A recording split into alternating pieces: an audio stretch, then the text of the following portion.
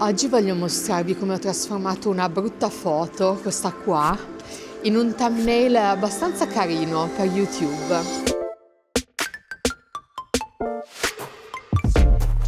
Lavoro da anni nel documentario, in televisione, soprattutto come video editor professionista, però adesso sto iniziando con YouTube e mi appassiona anche molto l'AI e quindi in questo canale voglio vedere come possiamo usare l'AI per rendere la creazione di video più semplice.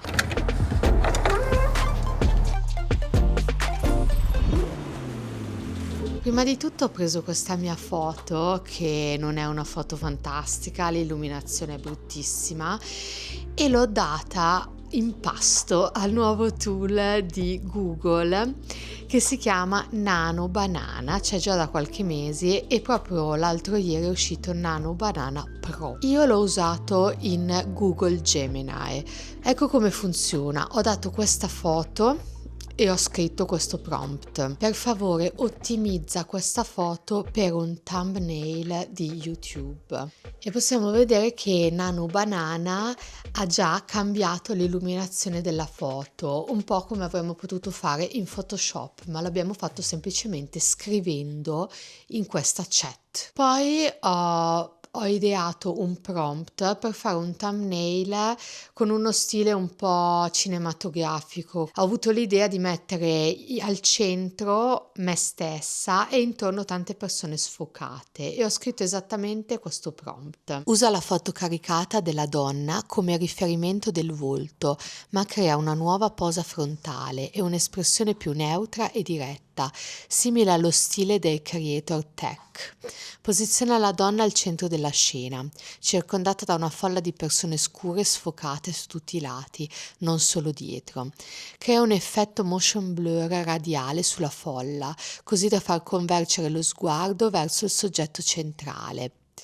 Mantieni la folla in bianco e nero, la donna invece deve essere a colori, con illuminazione da studio, contrasto forte, pelle naturale e resa professionale. E ho ottenuto questo. Poi ho deciso di aggiungere anche una scritta e ho scritto: aggiungi una scritta AI thumbnail, usa un font tipo Inter o simili, usa i colori bianco e rosso, aggiunge anche il simbolo di YouTube, che è una composizione semplice, elegante, professionale, come se fossi un esperto thumbnail designer. Poi ho deciso di aggiungere anche una freccia bianca, perché ho notato che spesso nei thumbnail su YouTube usano una freccia per attirare l'attenzione di chi scrolla.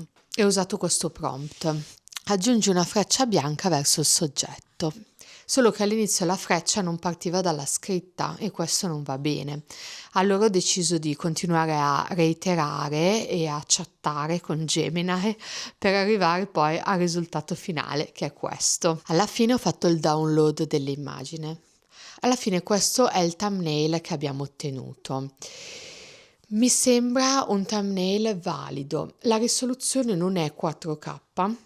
Questo è un po' un problema, ma ci sono altre piattaforme dove si può generare con questo modello Nano Banana Pro e farlo in 4K.